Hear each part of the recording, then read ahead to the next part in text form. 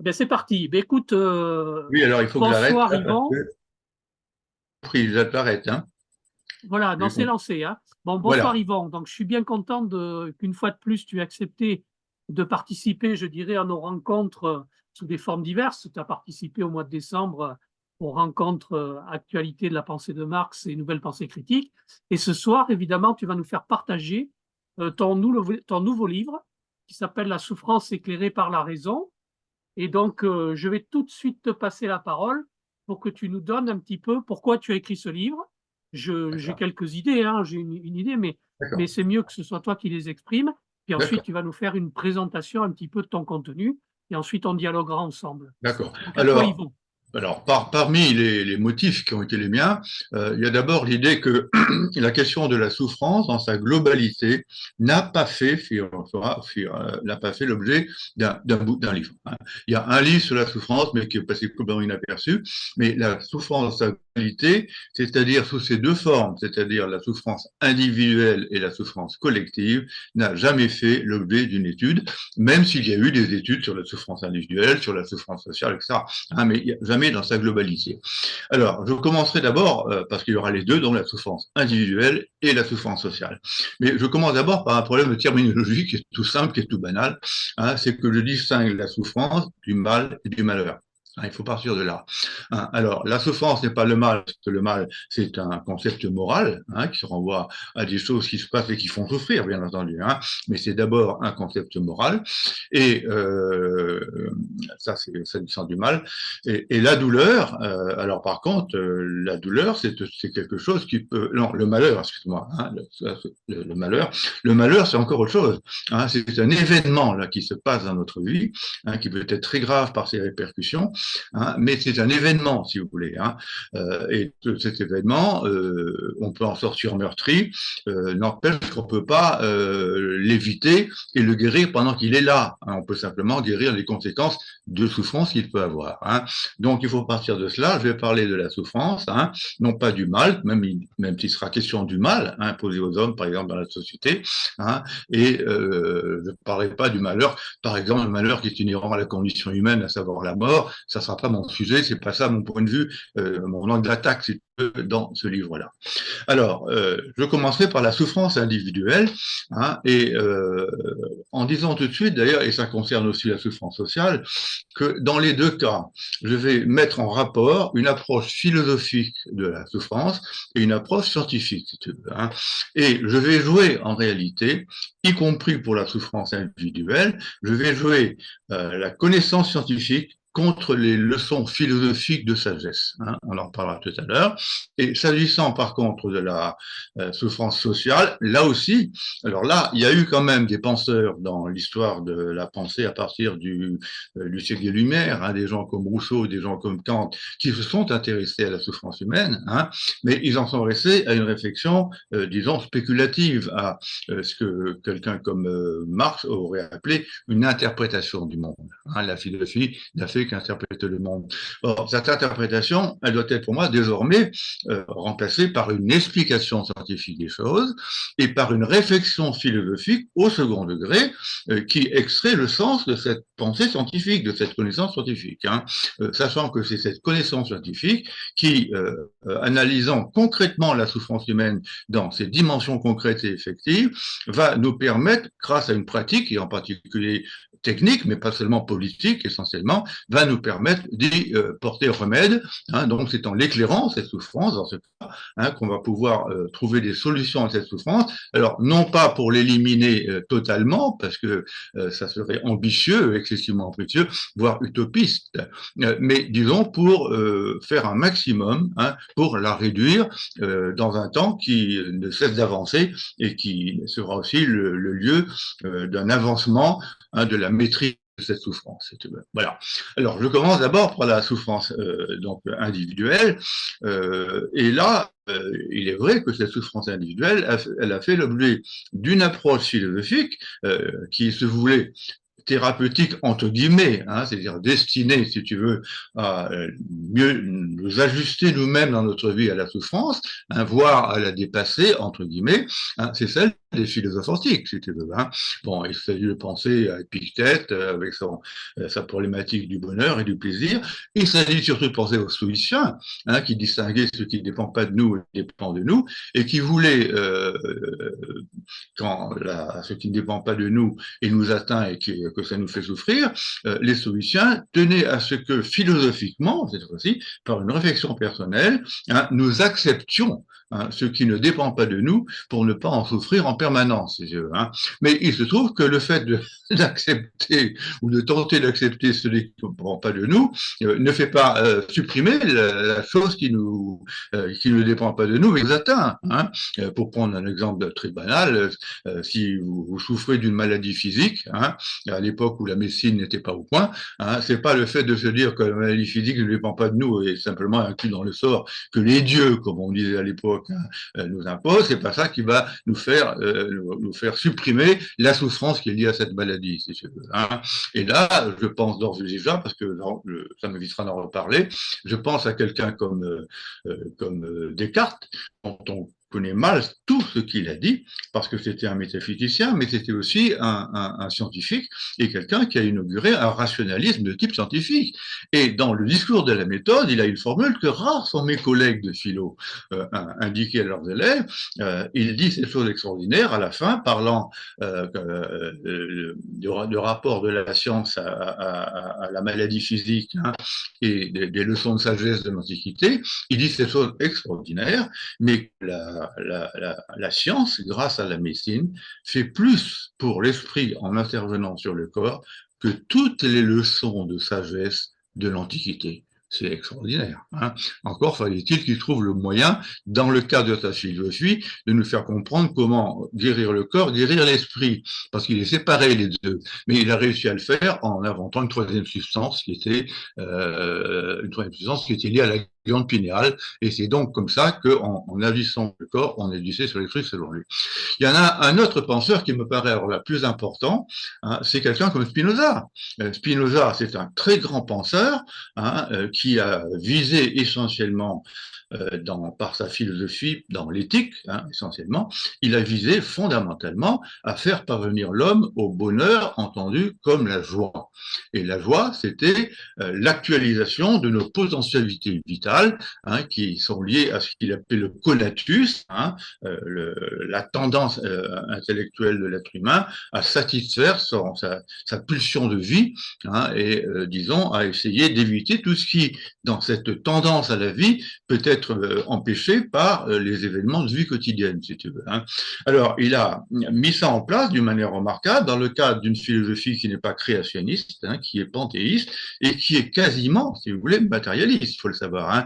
Et c'est parce qu'elle est quasiment matérialiste, parce que l'esprit et le corps ne font qu'un, hein, que, comment te dire, l'action de l'esprit sur lui-même va agir sur le corps et sur la pulsion de vie, hein, pour reprendre une formule à la Freud, mais qui n'aurait pas, bien entendu, éliminé. Hein. Et tout son itinéraire qu'il nous propose, hein, dans l'éthique, à partir de la troisième partie, hein, jusqu'à la cinquième partie, c'est un itinéraire qui est destiné à nous permettre, par une réflexion individuelle, personnelle, de parvenir à la joie, qui est l'objectif suprême, si tu veux. Sauf que ça reste comment te dire, un itinéraire, hein, de sagesse encore, hein, un itinéraire individuel, dont seuls sont capables, bien entendu, ceux qui réfléchissent à sa manière sur l'union de l'âme et du corps et de son appartenance à la substance divine qui ne fait qu'un avec le monde. Hein. Et on a rarement vu des gens être guéris de véritables maladies physiques, psychiques, hein, ou psychiatriques, si tu veux, hein, être guéris par la lecture de Spinoza. Non, c'est pas Spinoza qui va nous guérir, si tu veux. Ça peut nous enchaîner, nous enchanter, excuse-moi, hein, ça peut, et nous enchaîner à lui d'ailleurs, hein, mais nous enchanter quand nous sommes philosophes que nous le lisons, ça c'est incontestable, mais tout le monde n'est pas philosophe. Tout le monde n'est pas capable de lire Spinoza, de s'imprégner de sa philosophie, et de toute façon, sa philosophie échoue à supprimer un certain nombre de souffrances réelles. Et je vais en parler à ce moment-là. Je vais parler donc de la souffrance médicale, hein, bien entendu, de la souffrance qui est liée à nos états pathologiques dont s'occupe la psychiatrie, hein, et à nos états psychologiques qui renvoient à la névrose et dont Freud a parlé. Hein. Et c'est là qu'on s'aperçoit que c'est en recourant à la science hein, médicale, à la science psychiatrique et à la science psychanalytique, ce sont des sciences, hein, il faut le savoir. Hein. Et la psychanalyse, j'en profite pour le dire, n'évacue pas totalement la psychiatrie, hein, même si la psychanalyse s'est constituée, si tu veux, par rapport à la psychiatrie et pour ce qui n'était pas le propos de la psychiatrie, bien entendu, hein, il faut le savoir. Alors, ce qu'il faut dire, c'est que effectivement, aujourd'hui, si l'on veut guérir les êtres humains des maux physiques, des maux mentaux, hein, la psychiatrie, et des maux névrotiques, hein, il faut passer par ces trois disciplines et par les pratiques hein, qu'elles nous permettent de mettre. La médecine, c'est évident, j'en ai parlé tout à l'heure, mais la psychiatrie, qui n'est pas récusée par les psychiatres marxistes, par exemple, hein, je le signale, hein, elle peut être envisagée critiquement, hein, et on ne peut pas tout réduire. La psychiatrie, ça serait trop facile, comme certains peuvent le faire, comme par exemple Nicolas Sarkozy, qui a pu être capable de dire à une certaine époque hein, que, comment te dire, les empêchements de penser, de vivre correctement, de penser correctement, à 4-5 ans, relevé de la psychiatrie et d'un donné naturel et irréversible, si tu veux. Hein. Non, c'est pas comme ça qu'il faut raisonner. Hein. Alors, la psychiatrie, on sait désormais qu'il y a, grâce à des grands penseurs, hein, liés à y compris liés à la biologie, hein, on sait désormais qu'il y a des mots, hein, MAUX, hein, qui ont une origine effectivement cérébrale, hein, liée à des accidents neuronaux, etc., et que l'on peut bien entendu dire plus ou moins, si tu veux. Hein. Et pensons tout simplement au fait que quand nous sommes inquiets, hein, bon, il est évident que des calmants peuvent venir à bout de cette inquiétude et par exemple nous permettre de dormir. Hein, hein, donc c'est pas la philosophie ni de Spinoza, si tu veux, hein, ni d'Épictète qui va nous aider à dormir, si tu veux. Hein, pas du tout, si tu veux. Hein. Et alors, il y a aussi, bien entendu, alors, la psychanalyse, qui pour moi est une science, hein, qui est fondée sur la découverte de l'inconscient, inconscient qui avait été déjà soupçonné par Nietzsche, hein, Freud l'a toujours dit, hein, mais c'est lui qui l'a pris en charge, hein, et c'est l'inconscient lié au refoulement, et le refoulement de pulsions qui viennent de notre enfance, qui sont liées à nos rapports à nos parents, hein, en particulier avec l'amour de la mère pour le garçon et la haine du père, ce qu'on appelle le complexe d'Oedipe, et l'inverse pour la fille. Hein. Ce sont ces choses-là qui, mal assumées, mal maîtrisées, dans le cadre parfois de rapports familiaux conjugaux insuffisants, si vous voulez, hein, où le père n'a pas joué son rôle pour faire en sorte, par exemple, que l'enfant se détache de sa mère, si tu veux, hein, ça a été dit par un psychologue remarquable, hein, dont le nom m'échappe à l'instant, Winnicott, hein, il a remarquablement ça analysé ça, et donc tous ces choses qui sont enfouies à nous et refoulées parce qu'elles nous font souffrir, il faut leur rendre la parole, hein, et la libération de la parole, c'est aussi libération des affects, et c'est la possibilité donnée à l'individu par une technique de type scientifique de maîtriser ses affects et de dépasser la souffrance qu'il produisait en nous. Voilà un premier angle d'attaque qui me paraît fondamental. Si tu veux. Voilà. Deuxième point, la souffrance sociale cette fois-ci. Alors là, c'est plus compliqué hein, parce que la souffrance sociale, effectivement, très peu de penseurs philosophes hein, l'ont abordée en tant que telle, même s'il y a eu, bien entendu, des constats qu'il y avait des guerres, des conflits, des inégalités, etc. Mais ceux qui pensaient les inégalités, par exemple, hein, comme quelqu'un comme Aristote, hein, ils avaient une perception ou une analyse de ces inégalités qui les mettait au compte de la nature et d'une inégalité entre les hommes et entre les maîtres et les esclaves, par exemple. Hein. Et Aristote, qui est pourtant un grand professeur de l'éthique, a été incapable de penser la nature sociale de l'esclavage l'esclavage, hein, et de prétendre, grâce à cette réflexion, le dépasser et l'abolir. Pas du tout. Hein. Il pensait qu'il y avait des esclaves, des maîtres qui étaient faits pour être maîtres par nature, et des hommes qui étaient faits pour être esclaves par nature, et que le rapport maître-esclave était un rapport indépassable. Hein. Et quelqu'un comme Rousseau, c'est là qu'on voit l'intérêt de la philosophie après, hein, quelqu'un comme Rousseau, dans le contrat social, au début, a été remarquable parce qu'il a critiqué Aristote, et il a dit cette formule extraordinaire de mémoire: s'il y a eu des esclaves contre nature, c'est parce qu'il y a eu des esclaves, attention, par nature. Par nature, ça veut dire des esclaves qui se croyaient être naturellement esclaves et qui étaient considérés comme naturellement esclaves par leur maître. Hein. Et c'est pour ça que ces esclaves-là, acceptant leur sort, avec l'idéologie de l'époque, bon, sont devenus en quelque sorte artificiellement des esclaves par nature, des esclaves naturels, hein, des esclaves, alors que c'était des esclaves contre nature en profondeur, si tu veux. Hein. Et par ailleurs, par rapport aux philosophes qui ont joué un rôle un peu à ce niveau-là, il y a quelqu'un comme Kant, pour qui j'ai une très très grande admiration, hein, je te le dis tout de suite, quelqu'un comme Kant qui a écrit, on laisse de côté sa philosophie idéaliste, etc., on pensera essentiellement, et on parlera essentiellement, de la manière dont il a pensé l'histoire et le devenir historique, hein, donc à sa philosophie de l'histoire. Et il se trouve que quelqu'un comme Kant a pensé l'histoire. Alors, on laissera de côté le fait que par derrière, il y a l'ombre de Dieu, hein, mais cette ombre de Dieu n'influent pas son propos en tant que tel, hein, qui reste un propos en quelque sorte profane ou laïque. Hein.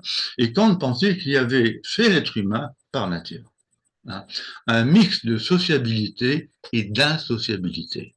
Et que cet affrontement de la sociabilité qui fait qu'ils vivent ensemble et de l'insociabilité qui fait qu'ils ne peuvent pas vivre commodément ensemble, qui rendait l'humanité souffrante et malheureuse. Mais il a eu un éclair de génie, me semble-t-il, parce qu'il a eu une vision non pas définitive, inéluctable et naturaliste, hein, de ce complexe des choses. Il a pensé que la vie en société, hein, produite par la sociabilité et qui rencontrait donc l'insociabilité, cette vie en société allait pouvoir progressivement s'améliorer et que le rapport insociabilité allait changer au profit de la sociabilité. Et c'est à partir de là, hein, qu'il a confié à la politique inspirée par la morale le soin de rendre les zones de plus en plus sociables, y compris entre eux dans les nations, que entre les nations, les seules internationales. Et c'est cet homme qui, au nom d'une morale émancipatrice et humaniste, hein, a écrit un projet perpétuel, hein, qui a été à l'initiative de la Société des Nations et donc de l'ONU, si tu veux. Hein. Et nous sommes redevables à Kant de cette perspective, et c'est pourquoi, à condition de changer, bien entendu, de registre théorique, hein, nous, les marxistes, les matérialistes, hein, nous devons aussi, en dehors de la seule science, hein, élaborer une vision de l'humanité et de son devenir, hein, qui s'inspire de pareils idéaux, hein, mais sur une base sociale d'analyse de la société et de l'insociabilité tout à fait, bien entendu, différentes, hein, et ne recourons pas à sociabilité, insociabilité et à leur modification dans leur rapport. Alors, c'est ici qu'il faut à nouveau donc dépasser la philosophie. On l'a pas annulée, hein, comme les sagesses. Hein. On l'a dépassée pour la compléter, l'enrichir, la concrétiser. Hein. Comme disait Marx, je reprends sa formule tout à l'heure, hein, c'est la 11e pièce de Feuerbach, les philosophes n'ont fait qu'interpréter le monde de différentes manières. Ce qu'il s'agit, et j'ajoute un terme particulier sous-jacent, ce qu'il s'agit, les philosophes n'ont fait qu'interpréter le monde de différentes manières. Ça veut dire qu'ils ont spéculé sur le monde et ils ne l'ont pas atteint dans sa vérité. Il y a des philosophies, alors qu'il n'y a pas 36 vérités. Hein. Il y a des philosophies. Hein. Et donc Marx disait qu'il fallait remplacer la spéculation philosophique, qui n'est qu'une interprétation du monde. Hein. Et il y a des interprétations. Bien, les philosophes, tous les philosophes, hein, il faut la remplacer. Alors c'est là qu'on va discuter, que moi je ne suis pas tout à fait d'accord avec le sens qu'on a donné à cette phrase. Il dit qu'il faut la remplacer par une explication du monde qui permet de le transformer. Et c'est vrai que c'est l'explication scientifique du monde qui permet de transformer les choses. Hein. Sauf que cette explication n'exclut pas qu'on puisse aussi la porter à un niveau de réflexion au second degré pour en dégager le sens et la signification.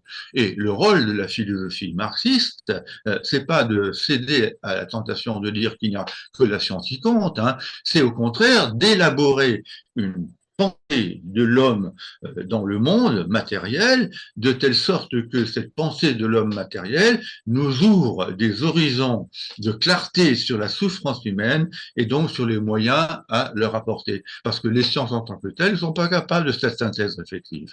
La synthèse réflexive, elle incombe désormais à la philosophie marxiste, hein, ouverte bien entendu à toutes les sciences humaines possibles et imaginables.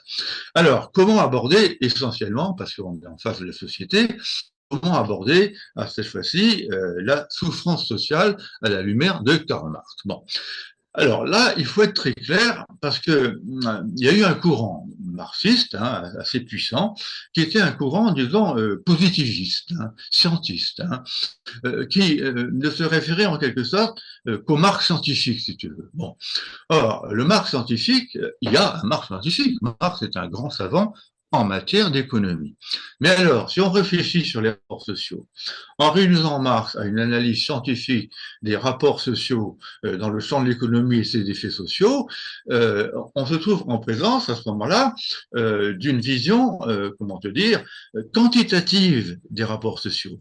Hein, où ce qui est en jeu essentiellement, c'est le concept d'exploitation, entendu lui aussi dans un sens purement quantitatif, par rapport à la richesse produite par l'ouvrier, dont il ne perçoit qu'une partie, l'ouvrier, dans le cas d'une production qui est aux mains du patron, c'est-à-dire du propriétaire privé des instruments de production, l'ouvrier n'en reçoit qu'une partie, et la suite, c'est-à-dire la différence entre ce qu'il reçoit pour pouvoir travailler le lendemain, chaque jour, au profit du patron, la différence entre ce que tu perçois comme salaire, c'est le salaire simplement, et ce que le patron reçoit comme richesse supplémentaire liée à la production, c'est ce qu'on appelle la plus-value, et qui est énorme, et qui est énorme. Et je m'excuse d'anticiper, mais ça c'est encore vrai à notre époque, quand on pense simplement à ce qui se passe en France entre la richesse que reçoivent les travailleurs modestes, si tu veux, et les milliardaires français qui reçoivent des milliards et des milliards et des milliards, il y en a en France,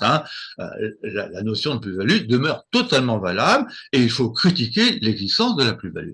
Sauf que la plus-value, ça désigne un rapport quantitatif entre ce que reçoit l'ouvrier et la valeur qu'il a produite dans l'ensemble, et la valeur que, bien entendu, qui incombe au propriétaire des moyens de production. Or, moi, ce qui me paraît important, c'est que quand on se contente de parler de cela en termes d'exploitation quantitative, on est dans un discours qui peut paraître neutre. Bon, on peut dire c'est comme ça, voilà. Et il y a des scientifiques qui, ayant lu Marx, mais acceptant cette notion, vont dire mais pourquoi pas accepter cela? Donc si cela n'est pas acceptable, c'est simplement en termes quantitatifs qu'il faut le dénoncer. L'un il gagne plus que l'autre, il gagne beaucoup plus. Mais c'est pas seulement pour ça, c'est à cause des effets humains que l'exploitation produit sur l'être humain en termes d'humanité, et on va le découvrir en termes de souffrance.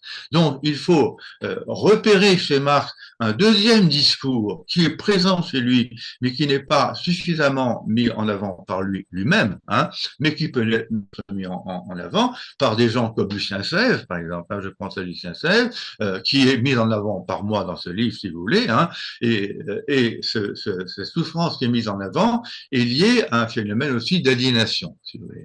L'aliénation, ça fait partie des composantes de la souffrance. Alors, il faut savoir que l'homme qui travaille, c'est un homme.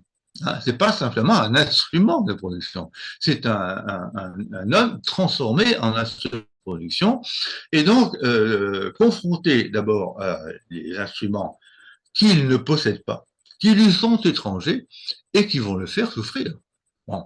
Et or, il se trouve que ça, c'est une idée à laquelle je tiens, que j'ai pas, disons, découvert ailleurs. Bon, elle est partagée par quelqu'un comme Tony Andreani, par exemple, mon ami Tony Andreani, et Lucien Sèvres en a parlé aussi à sa manière, en progressant d'ailleurs dans sa réflexion. Le concept d'aliénation implique la référence à une altérité.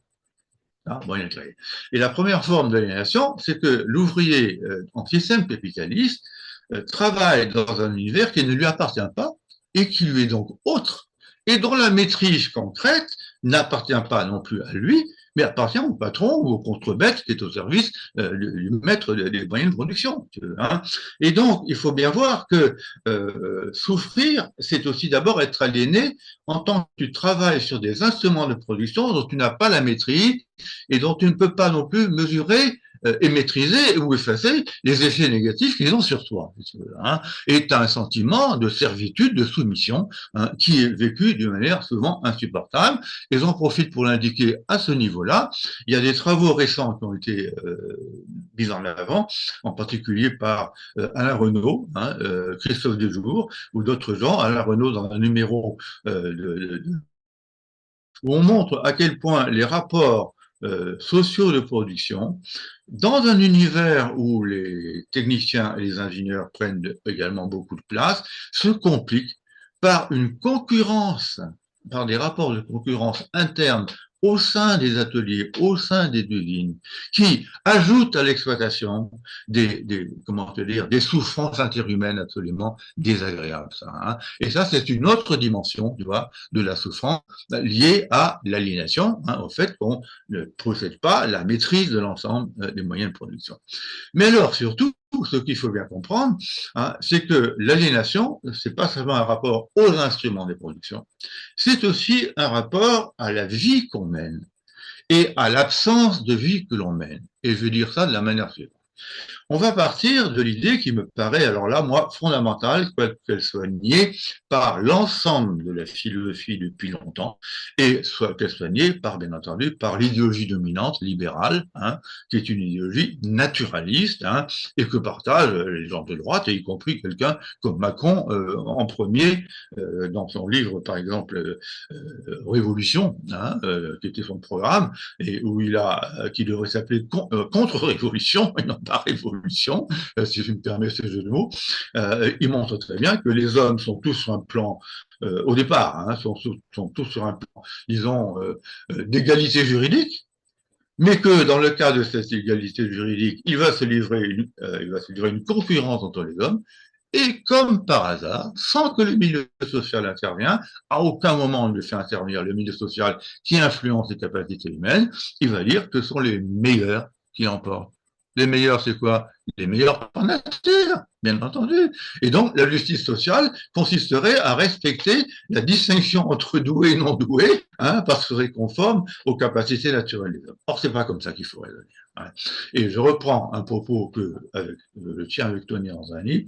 Il faut partir de l'idée, hein, qui n'est pas démentie par la biologie, hein, que les êtres humains, tous les êtres humains sont, alors, non pas identiques, ça serait excessif, hein, mais équivalents dans leur capacité et leurs besoins. Je dis bien équivalents dans leur capacité et leurs besoins, et qu'ils ont, par exemple, hein, la possibilité de les satisfaire au meilleur niveau, au meilleur degré, ils ont la possibilité tous de l'atteindre, ce niveau de satisfaction. Or, l'aliénation, du fait des conditions sociales dans lesquelles les hommes vivent, au sein du capitalisme et du fait de la propriété des moyens de production, les hommes sont condamnés à être pires ou moindres que ce qu'ils pourraient être dans d'autres conditions. Être aliéné, c'est être frustré de la possibilité de satisfaire des possibilités qui sont en nous, hein, mais que la société ne veut pas admettre et qu'elle ne veut pas voir satisfait par tous les hommes dans une société différente. Hein. Donc, il faut ouvrir comment te dire, un horizon de dépassement de l'aliénation et de la frustration qu'elle apporte, sur laquelle je vais insister. Il faut l'ouvrir à l'aide d'une philosophie qui donne du sens, et un sens moral, un sens humain, à ce qui se passe dans le champ de l'exploitation, qui ne se réduit pas à une exploitation, mais qui est aussi une aliénation, et donc une souffrance entraînée par cette aliénation. Alors, à ce niveau-là, il faut bien voir que ce qui complique la chose, je dirais, hein, c'est que l'aliénation s'accompagne souvent d'une inconscience d'elle-même. Ce qui fait que l'aliénation précise implique ce que j'appellerais, moi, un manque à être heureux. ce que j'appelle un manque à jouir. Tu vois. Mais ce manque à jouir, pas toujours, hein, j'y reviendrai. Mais ce manque à jouir, c'est un manque à jouir qui n'est pas toujours conscient, parce que, étant donné le poids de l'idéologie dominante, de la théorie don, etc., les ouvriers qui sont soumis à une pression constante de l'idéologie dominante, inégalitaire et naturaliste, les ouvriers vont enregistrer l'idée fausse, mais ils vont l'enregistrer comme vraie, selon laquelle, bon, ils sont à la place qui convient. Hein, et que donc la situation qui leur est faite, elle est normale parce que naturelle. Donc ils ne vont pas, ils vont en souffrir objectivement par rapport à une autre vie qu'ils pourraient avoir, mais ils ne vont pas forcément en souffrir subjectivement, tu vois. Et donc ils vont se faire inconsciemment le complice de leur propre malheur. Hein, et de l'impossibilité d'accepter un véritable, si tu veux, bonheur. Alors ça, c'est une première idée qui rend la lutte contre l'aliénation et la lutte pour l'émancipation hein, et le bonheur de tous, ça crée un obstacle. Sauf que cet obstacle, à mon avis, quand on lit Marx, hein, et là, il faut être attentif à toute cette partie du discours de Marx, y compris dans le Capital, le premier tome du Capital, hein, il y a des formules extraordinaires. On voit le Marx mettre en avant, par-delà ce que je viens de dire il y a 2 minutes, hein, avec le risque d'une inconscience, on voit Marx faire apparaître une souffrance aux multiples aspects extraordinaires dans le monde anglo-saxon où il vit, si tu veux, hein. D'une manière étonnante, hein, il va parler de la misère des hommes, de leur souffrance au travail, hein, de la souffrance de leur famille, si tu veux. Hein. Il va parler à la limite de l'usine comme une espèce d'asile qui fait souffrir, tu vois. Et je vais pas toutes les formules en tête, mais c'est il va parler des morts aussi, des malades, du temps de vie, hein, de la mortalité des jeunes enfants dans les usines qui pouvaient mourir à 14-15 ans, etc. C'est extraordinaire et c'est très, non seulement intelligent, mais c'est très émouvant par ça donne un sens humain, en l'occurrence inhumain, à ce que Marx décrit par ailleurs en termes scientifiques. Hein. Là, il est dans une logique du sens hein, qui est immanente à son discours, qui est même explicite dans ce que je viens de dire, hein, et qui, bien entendu, doit être prise en compte. Et quand on s'adresse aux êtres humains pour leur dire que le capitalisme c'est quelque chose d'inadmissible et même de maladif, si tu veux, et de mortifère, il faut leur dire que le capitalisme, c'est aussi un système, excuse-moi, c'est un système hein, qui ne profite pas à l'être humain. Hein. Et je rappelle la formule du PC hein, sur l'humain d'abord. Mais c'est une revendication politique qui n'a pas d'arrière-fond scientifique explicite. C'est une vocation, comment te dire, politique et humaine, hein, rejoint une exigence morale d'universalité, hein, d'accès des hommes à une vie riche et pleine. Hein. Et là, je pense à 2 auteurs l'un qu'on connaît très bien, l'autre qu'on connaît moins. Il y a un philosophe allemand qui a écrit, c'est pas Habermas, c'est un philosophe antérieur, enfin peu importe, est-allemand, qui a écrit cette chose extraordinaire dans le droit et la société, je crois. Il a dit cette chose extraordinaire à propos du communisme, comme réalisation de la morale, selon moi, et ce que c'est, cela est exact sur le fond. Il a dit le communisme c'est ce que la philosophie a cherché. La philosophie a cherché en vain sous le nom de morale. C'est époustouflant. J'aimerais bien que la philosophie officielle en France, dans ses programmes, et quand elle parle de la morale, pense à cette objectivation de la morale dans le champ social et politique qu'est le communisme, ou si l'on préfère, le socialisme en tout cas. Bon. Deuxième exemple, extraordinaire aussi, parce qu'il a été remis à l'honneur dans la dernière période et surtout tout au long du XXe siècle, c'est Jean Jaurès. Jean Jaurès, qui n'a pas été d'emblée communiste, hein, bon, mais qui progressivement a changé de position à partir de la grève des ouvriers de Carmaux, hein, qui était menacé de licenciement. Il a pris parti, il est entré en politique et il est devenu de plus en plus alors il faut le savoir, un partisan de Marx. Hein, totalement, il y a eu des livres qui sont parus dans les collections de l'Humanité, hein, où il est dit d'une manière très claire à propos de Jaurès que Jaurès adhérait à Marx. J'ai vu une phrase d'un spécialiste de Jaurès qui disait, mais Jaurès a été capable de dire, pour une part, ou tout au moins, que rien sur le fond ne me sépare de Marx. Jaurès, qui était pourtant l'auteur d'une thèse philosophique à tendance idéaliste, si tu veux. Hein, bon. Mais en politique, ce n'est pas le cas. Et il est devenu, donc, de plus en plus, alors, je dirais, avec un petit tiret, socialiste-communiste. Socialiste-communiste, parce qu'à l'époque, on ne distinguait pas vraiment les deux choses. Hein, il faudra attendre la du Parti communiste en 1920 pour qu'il y ait une distinction entre le courant socialiste et le courant communiste. Or, Jaurès se disait socialiste communiste, hein, et il a créé la SFIO en 1905, et la SFIO, en pleine époque de social-démocratie, incarnait en France un courant socialiste très à gauche, et plus à gauche que la social-démocratie allemande, il faut le savoir. Bon, et alors ce qui est étonnant, pour revenir à ma question de la souffrance, Jaurès a été capable de dire dans un de ses essais, un de ses articles, je crois, il a été capable de dire cette chose étonnante, que la société socialiste qu'il avait en vue pour tous les hommes, c'était un accès des êtres humains à la vie, à l'épanouissement de la vie, quantitativement et qualitativement. Mais c'est extraordinaire. Quand on voit aujourd'hui traîner dans les rues des tas de gens qui sont violents, qui sont pas heureux, qui sont morts vivants, si tu veux, parfois. Quand on voit les clodos, par exemple, est-ce que tu veux dire tel quel, il y a plein de clodos dans ma ville, et chacun attend de la bourgeoise qui lui donne un centime. Moi, je préfère me battre pour une société dans laquelle il n'y aurait pas non seulement de clodos, mais de gens au chômage, mais de gens qui vivent mal, dont les salaires sont en baisse actuellement, tout le monde le sait, par rapport à ce qu'a été par contre, ou à ce qu'ont été des succès inspirés par la tendance, disons, socialiste-communiste, à savoir le Front populaire avec Léon Blum, et les congés payés, etc., et puis les acquis du CNL, ou du CNR, peu importe ici, sous le général de Gaulle, avec la participation des communistes, et qui sont extraordinaires.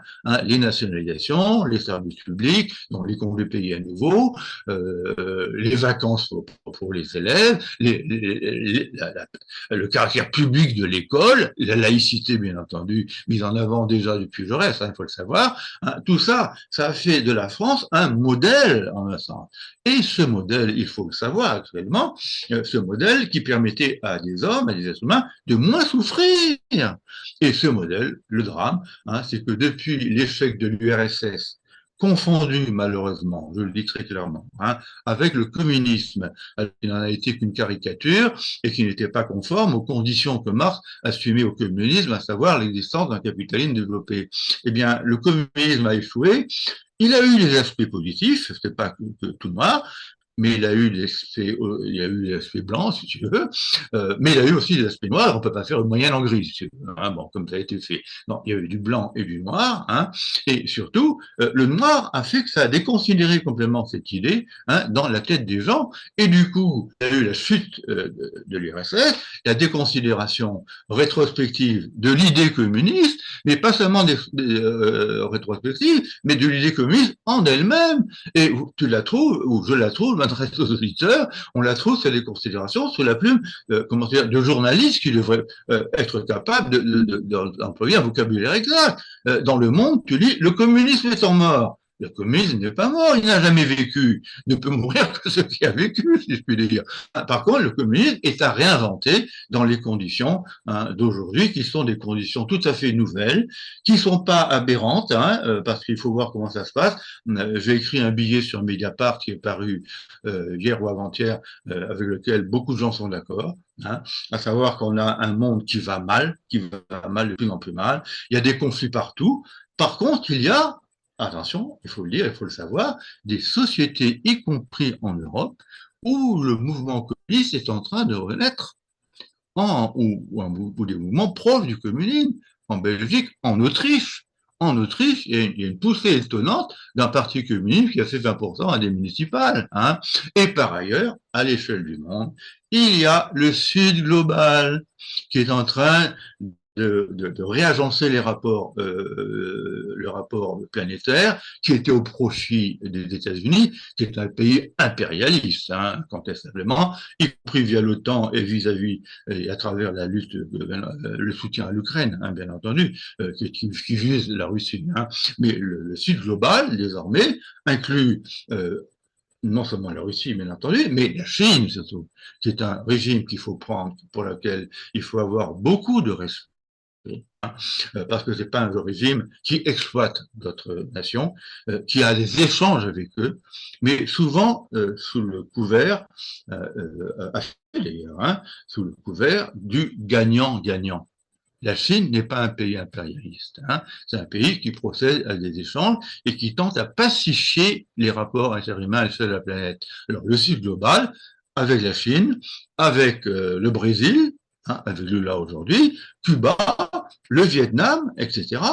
On a là une possibilité à l'échelle de la planète d'avoir peut-être un jour, hein, et par-delà les désespoirs peut avoir et les souffrances que ça peut entraîner, bien entendu, quand on est convaincu et un fervent partisan d'un monde meilleur, on peut avoir peut-être l'espoir d'une société où la souffrance collective, universelle, serait moindre.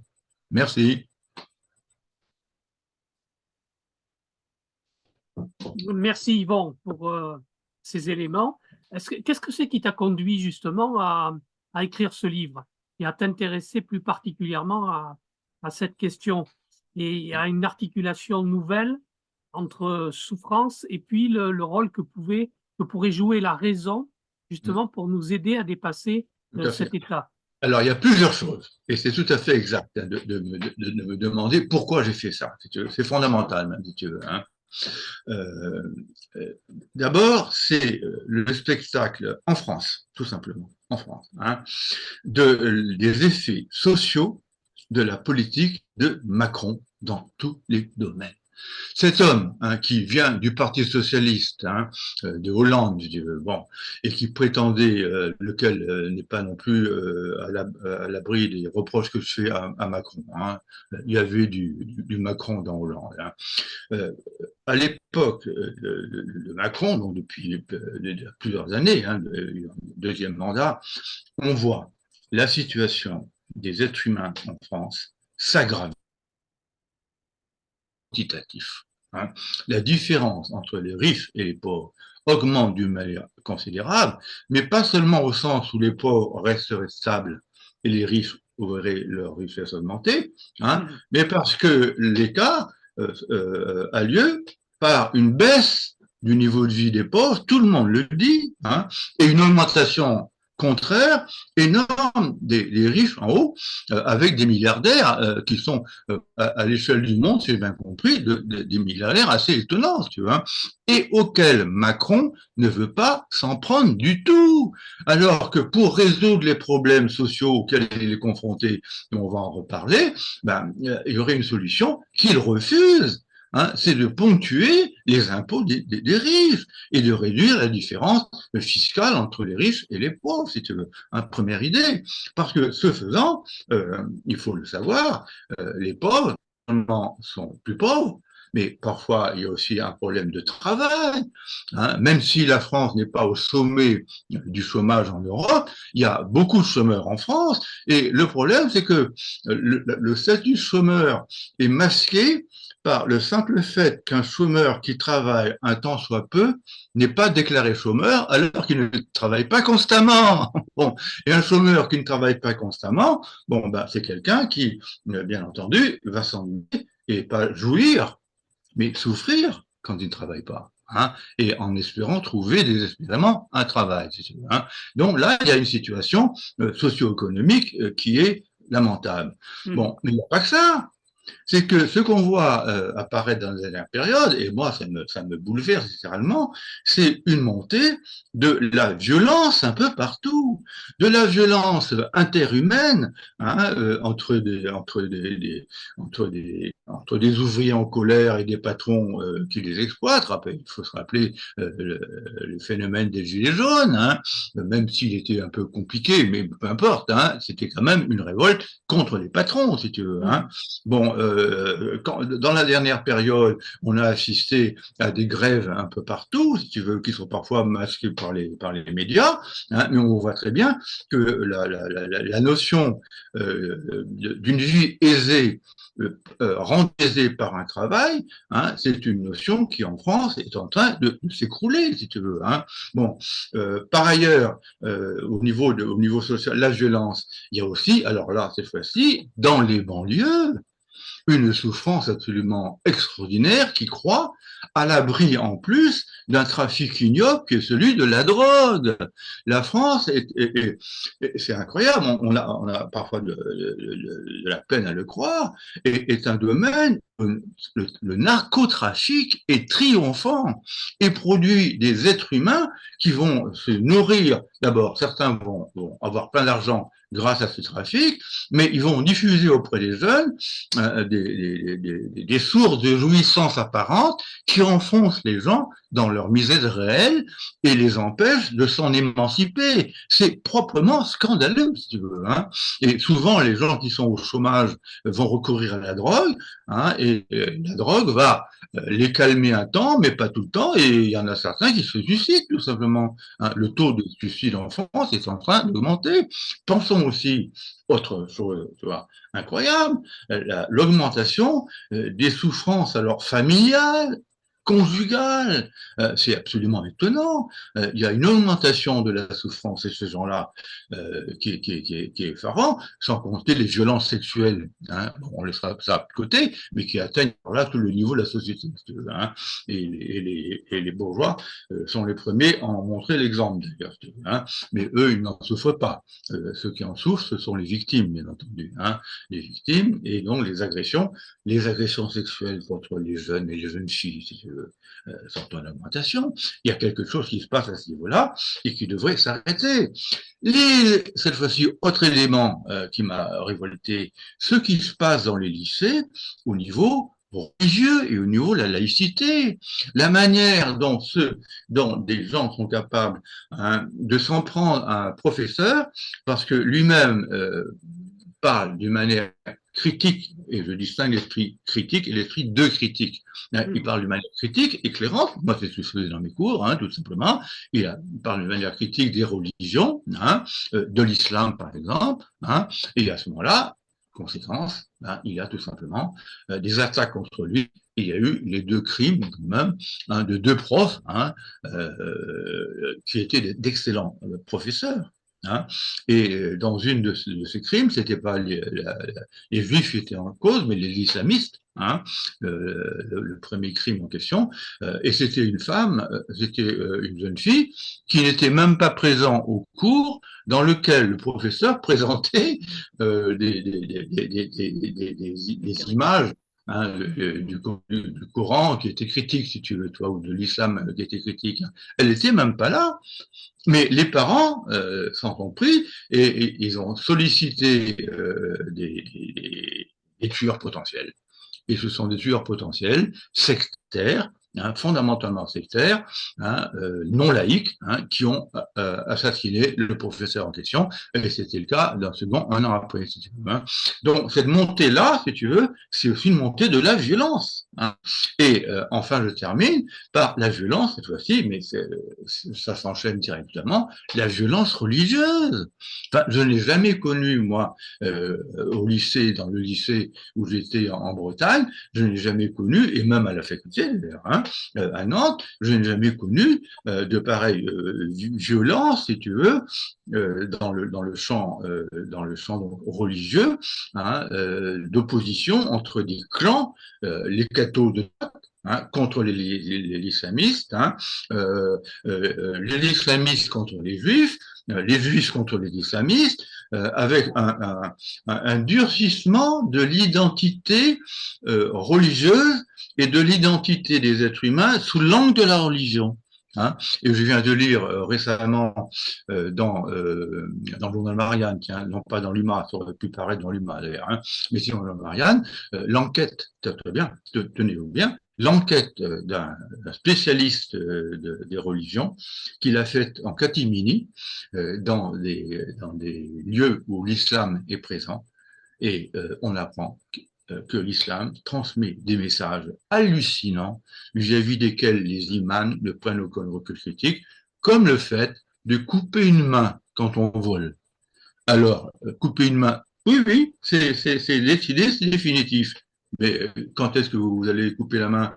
Bon, je veux bien admettre que jusqu'à 150 euros, s'il y a le vol à 150 euros, je coupe pas. Mais après 50, 150, je coupe. Ah bon?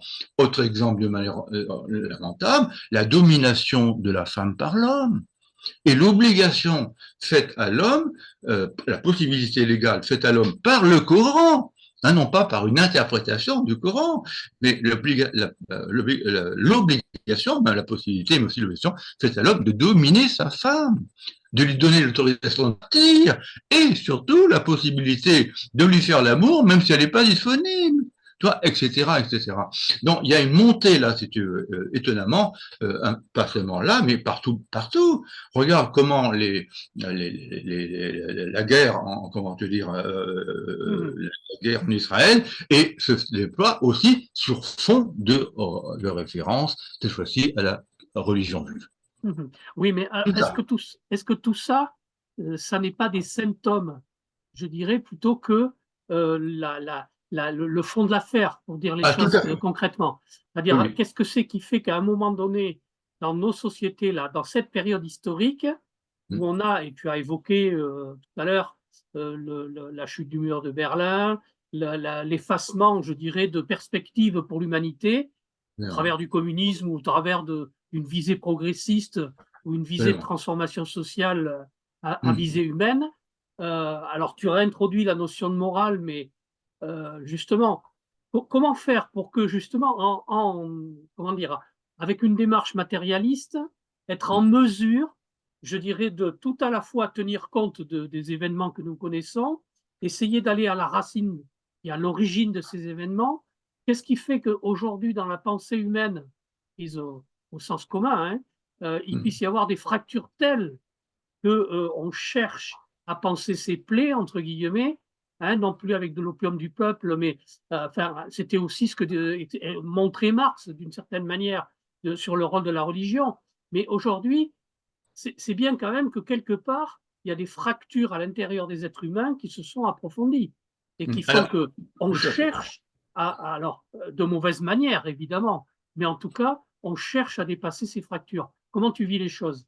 Alors, c'est une très bonne question, c'est fondamental, parce qu'on peut s'arrêter au niveau des phénomènes en question, violents, tels qu'ils sont perçus et vécus. On ne peut pas s'arrêter là, si tu veux, parce que ils sont réels, mais ils ont une cause qui est tout aussi réelle.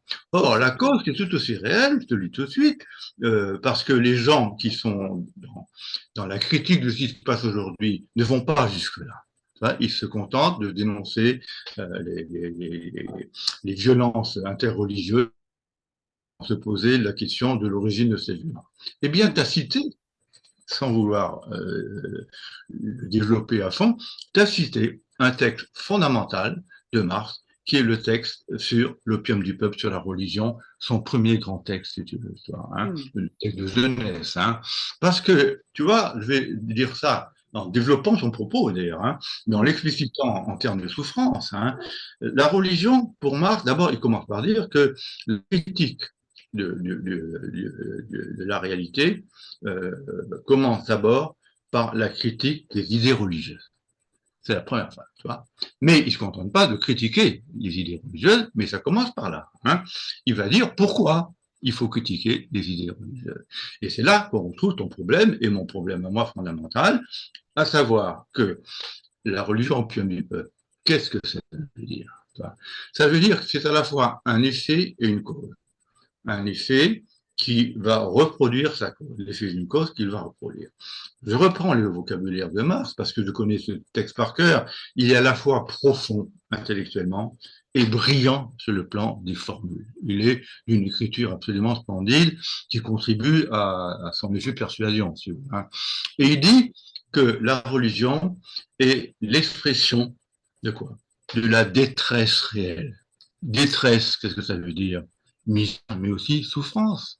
Et la religion, hein, donc, va à ce moment-là, puisque l'homme est malheureux, est en détresse dans la vie concrète, dans la vie sociale, il va chercher une compensation dans l'imaginaire religieux où il va, disons, compenser sa souffrance réelle, hein, sa détresse, mais sans l'annuler du tout, hein, en lui échappant, comme quelqu'un qui souffre d'une maladie, quand il prend de l'opium, il calme la souffrance, mais il ne supprime pas la maladie qui va ressurgir après, quand l'effet de la souffrance sera passé, de l'opium sera passé.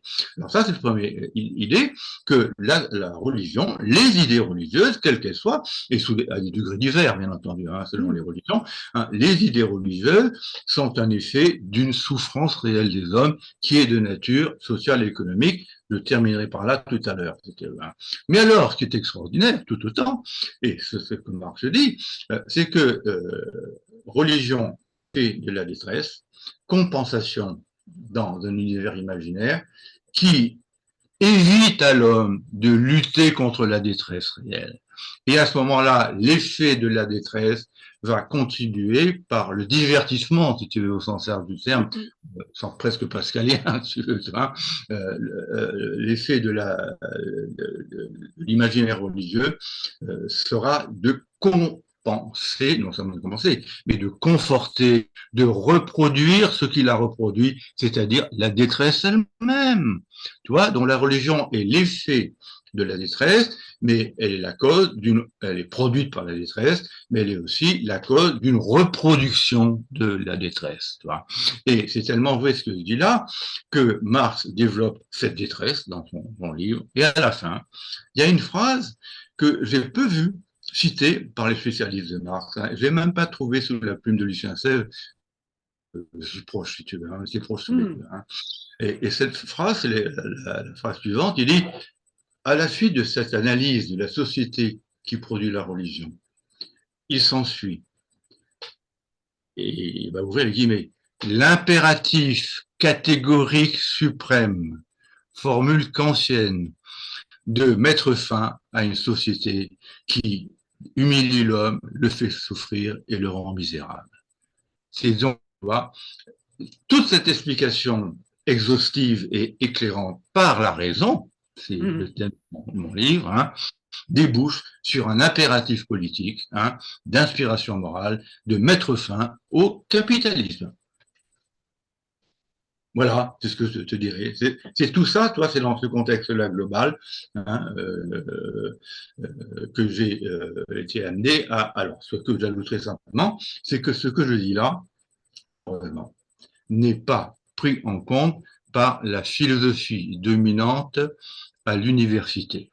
Ça, il faut le savoir. Hein. Il faut savoir que moi, je n'ai, pour bien le cacher, je n'ai jamais entendu parler ni de Marx ni de Freud dans mes cours de philosophie, ni à Rennes où j'ai été élève, ni à Nantes, hein, sauf en mai 68. Mais en mai 68, j'ai découvert Marx en lisant, dans le cadre de l'ébullition qui était là, et j'étais déjà communiste, il faut le savoir, une convention communiste, en mai 68, j'ai lu l'idéologie allemande, et ça m'a dessillé les yeux. Or, cette perspective d'ouverture hein, sur le monde qui dessille les yeux, c'est le rôle de la réflexion critique et de la philosophie. On ne l'a trouvé qu'à Nanterre. On ne l'a trouvé même pas à la Sorbonne. Il était question de matérialisme, mais peu de Marx, tu vois.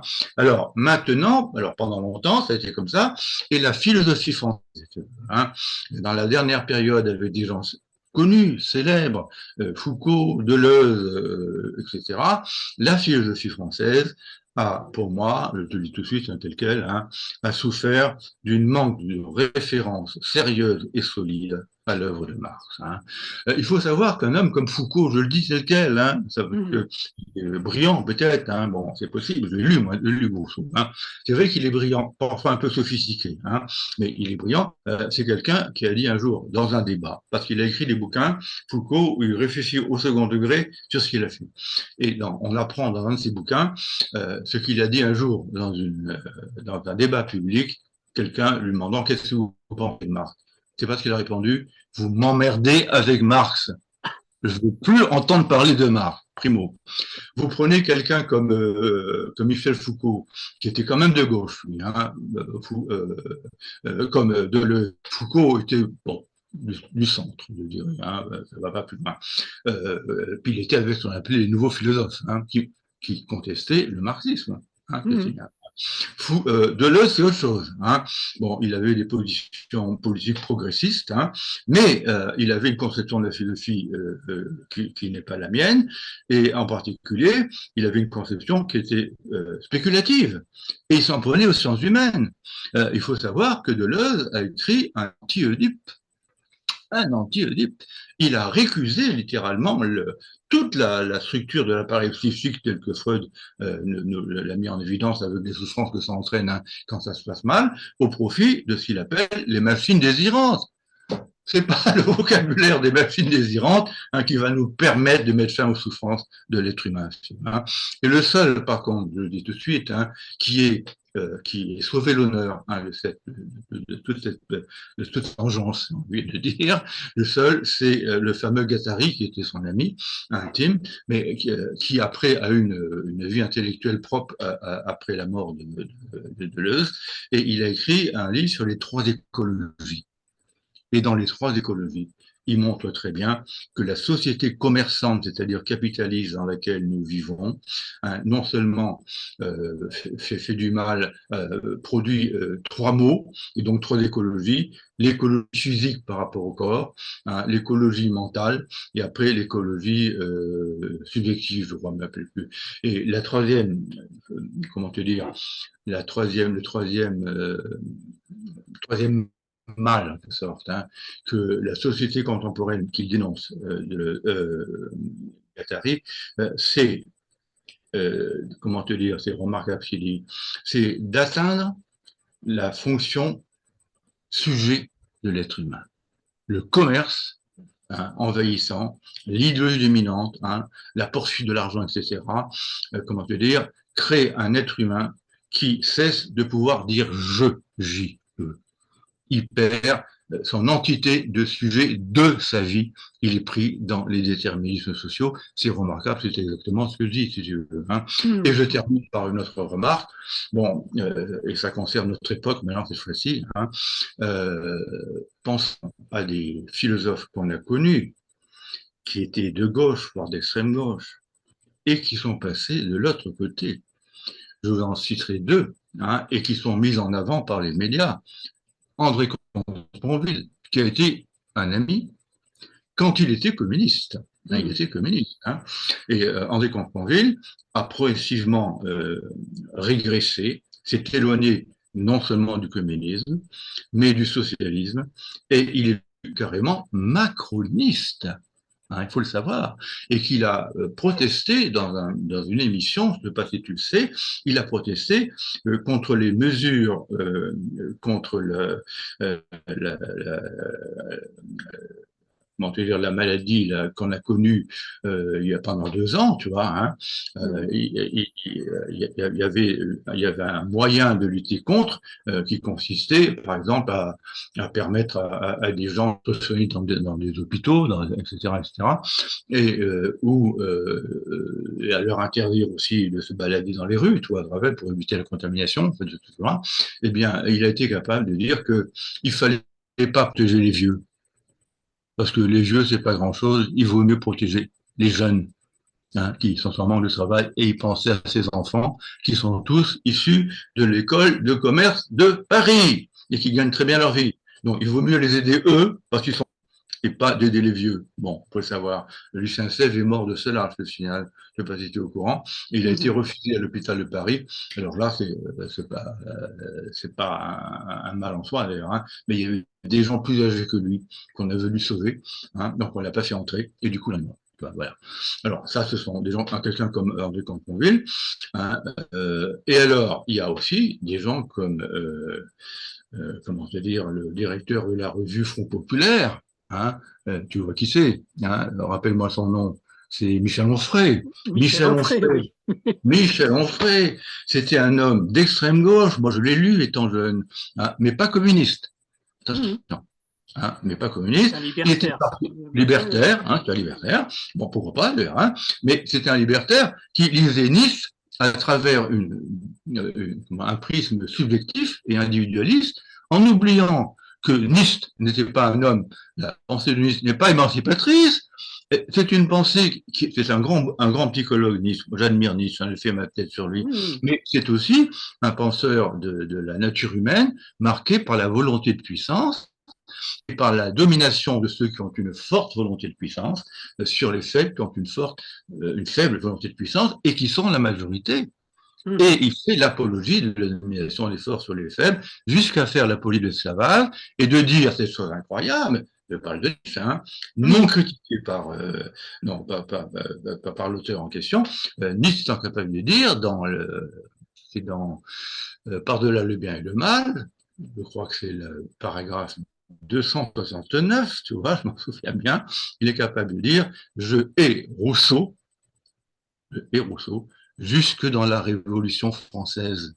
Et tout ça parce que l'être humain, parce que vivre pour un être humain, c'est le dominer l'autre, c'est le faire souffrir, c'est l'exploiter, il le dit tel quel. Et quand on voit un type comme Michel Onfray ne pas lire cela dans Nietzsche, c'est quand même étonnant, non?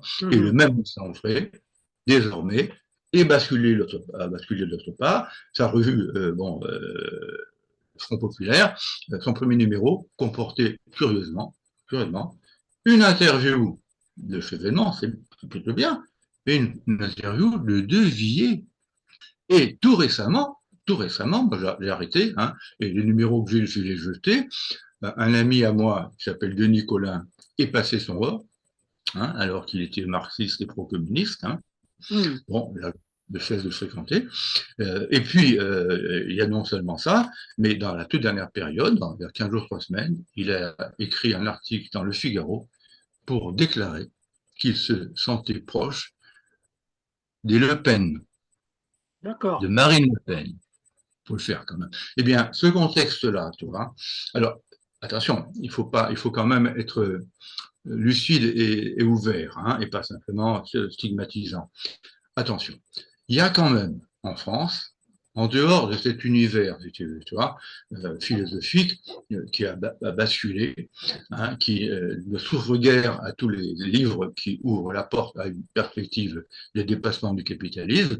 Moi, j'en suis victime parce que j'ai souvent été invité par les radios, par France Culture, par Adèle Van Riet, hein, par etc. J'ai eu des articles dans Le Monde, etc. Tout ça. Eh bien, depuis que Macron est au pouvoir, terminé. Plus une seule proposition de quoi que ce soit. Mais ça, c'est pas parce que c'est moi, c'est d'une manière générale. Je ne vois pas de liste. Alors que, et je termine par là, dans le champ proprement universitaire, on voit apparaître une influence quand même grandissante du marxisme par opposition à ce qu'il était il y a 20 ans. Ça, c'est quand même assez intéressant. Donc, ça permet, comment te dire, de mettre l'accent sur un facteur intellectuel qui va jouer un rôle dans le déplacement de la souffrance. Voilà. Très bien. Écoute, Yvan, si tu en es d'accord, on va s'arrêter sur cette phrase-là. Je vais en tout cas arrêter l'enregistrement.